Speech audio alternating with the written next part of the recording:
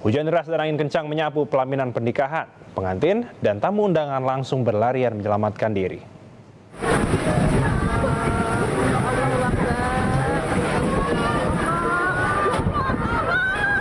Acara resepsi pernikahan diselimuti kepanikan saat hujan deras disertai angin kencang menyapu tenda resepsi pernikahan di Desa Lembah, Ponorogo, Jawa Timur.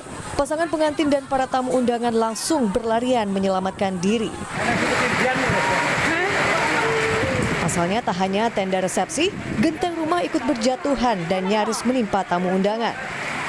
Awalnya masih tenang, tahu-tahu roboh, lari panik kitanya. Panik.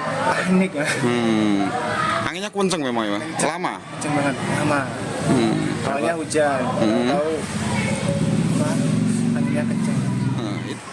Kencangnya hembusan angin sekitar 30 menit itu tak hanya merusak acara resepsi pernikahan, tapi juga merusak sejumlah atap rumah di sekitar lokasi, termasuk membuat 3 pohon besar yang berada di salah satu sekolah dasar tumbang.